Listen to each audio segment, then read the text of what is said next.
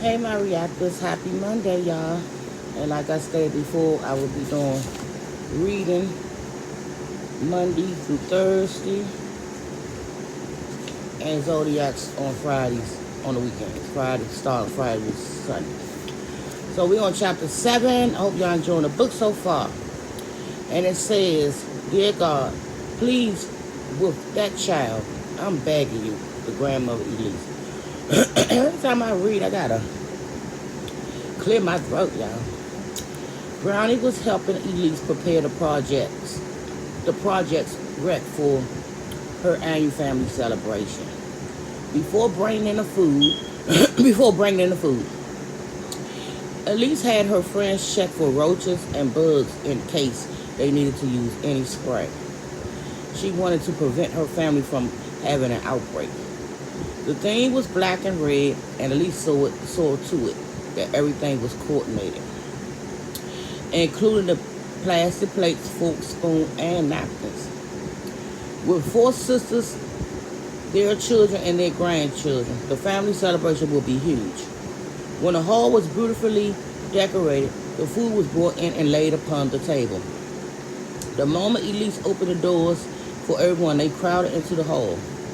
When all of her sister's children started hoovering around the food table, Elise looked for Brownie. Spotting her sitting in a chair in the corner, rubbing her feet, she walked over to her. Where are my grandbabies? She scanned around. My sister's kids are about to punish the food if they don't grab something to eat. You know they getting ready for the show, Mama. She been up all day and it was taking a toll on her body. She hated the celebration with a passion. Relax, they coming. Don't tell me to relax, Elise rebutted. Now I know Mia can skip a few meals, but the rest of your kids are almost skin and bones. Mama, they're coming, Brownie said, growing tired of her mama overprotectiveness. You wanted them to perform, so all they thinking about is the show right now. Well, where is Farrah? Since you told her she can't participate, she should at least be here. She's still not participating. After that stunt she pulled by coming in the house late again the other night, she's lucky I don't kill her. She slid back into her shoes. I told Mia to keep an eye on her right now. I don't feel like dealing with her. Every year at the celebration, the grandkids will get together and compete in a competition with their cousins. Me and Shadow hated it because they were damn near adults. But Chloe always got a kick out of throwing her hips from side to side and pop her ass just to see everybody's reaction. Usually they dance to the music from the Jackson 5s, the Supremes, the Temptations, and the Light. Since the show was clearly for the amusement of the elders and not the children. We'll set them someplace to the side. Elise looked into her daughter's eyes, which seemed to be getting colder. Are you and Upshur having problems still? Grateful she was asking about her instead of the kids. She said, I'm sick of his shit. He's driving me insane. We don't have sex, and he's barely home. He don't love me no more. She looked at it as if she wanted to cry. When it came to Upshur, she was very vulnerable. If I can't have him, I don't want nobody else too. I'd rather see him dead or in jail. Stop talking like that, Elise warned. God grant wishes when you think he's not listening. Now you gotta be present for your kids. Brownie rolled her eyes. All men act up, but the good ones come back around. Only you know which one you got. You gotta be careful though, because Farrah is watching you and you're giving her the wrong impression. When Elise heard the noise rise in the room, she knew the family competition was under the way. The kids of Elise's older sister Irma were first up. Irma's grandson chose to sing the Temptation classic, My Girls, a cappella, as Irma stood proudly on the sidelines with her hands clasped over her chest. She was always amazed at how talented they were. It was just a matter of time before one of her 4 grandchildren got discovered. The family was sure of it. Go find your kids. My babies are going to kill it. I just know it, Elise said. Unenthused, Brownie said, you do know they just lip syncing, right? As long as they perform it from their heart, I don't care what they doing. When when everyone clapped, the first performance was the, the first performance was over. You're up, Elise, Irma said with a sly grin on her face. Where are your grandkids? The moment she asked, Mia, Shadow, and Chloe glided into the room dancing to Never Can Say Goodbye. Shadow held a boombox on his shoulder and a black cane gold was tilted on his head. Although both Mia and Shadow thought the events were lame, whenever they saw the looks on their great aunts' faces, they felt better. Shadow set the box down on the floor behind them.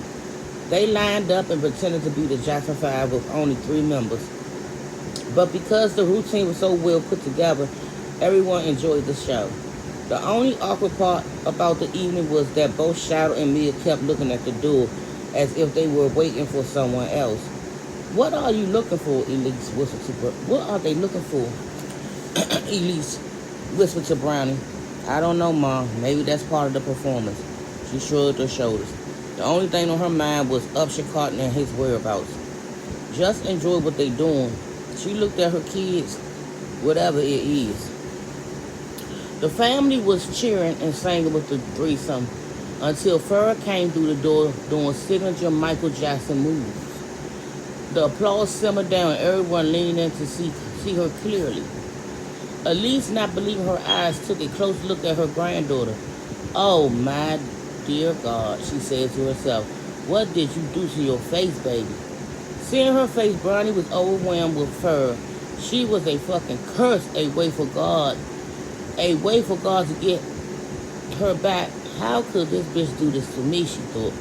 Farrah, in an attempt to fit in, she used permanent brown magic markers to color in her entire face and hands. She took what Shadow said to heart when he said tanning will not be indefinite, but she was certain a permanent magic marker would. But because she ran out of ink, her yellow neck remained its natural color. What the fuck are you doing? Brownie asked, walking up to her. Why are you trying to ruin my life? Why are you mad, Mama? She backed away into a table full of food. I wanted to be brown like you. You said so. I could do the mic. I wanted to be brown like you said so.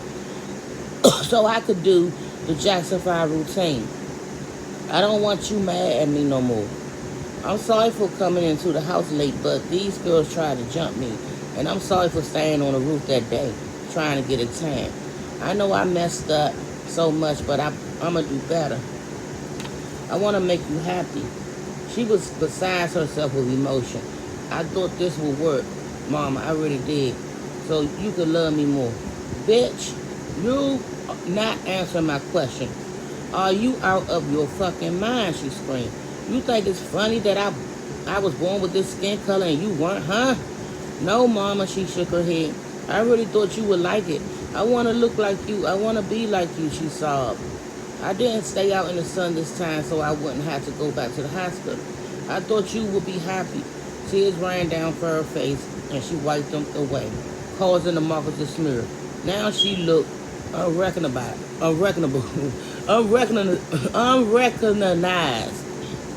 Sorry, y'all. Brownie, let me take her to wash her up, Elise said, wanting to take her daughter and grandkid somewhere more private so the rest of the family could enjoy the event. Besides, she understood Farrah since it was obvious Brownie did everything in her power to make her feel like an outsider. It won't take but a minute. She extended her hand. Come on, Redbone, Elise continued. Let me take you to go get cleaned up. No, Brownie slapped her mother's hand away and looked at her with contempt. I'm tired of you stepping in my fucking business. I'm not stepping in, Brownie, Elise said, trying to maintain her composure. In her younger years, Brownie would have been dead and dumped where they couldn't find her. But this is my granddaughter and I want to help. I'm going to give her what she deserves this time, Brownie continued. And I don't give a fuck what you or Upshur has to say about it. Don't hit that child, Brownie, Elise warned, pointing a finger in her face. Your husband already told you about disciplining them in that way, especially while you're mad. Brownie laughed, looked around. Mama, this nigga ain't here. Besides, you and me both know he don't need to say shit about Ferg. With that, she snatched her arm and stormed out the party. Dear God, please be with that child. Eve said to herself, I'm begging you.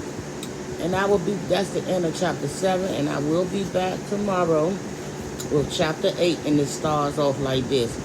Well, you better get a third and a fourth job while you at it, nigga. Usher. Bye, Maria. Just enjoy your day.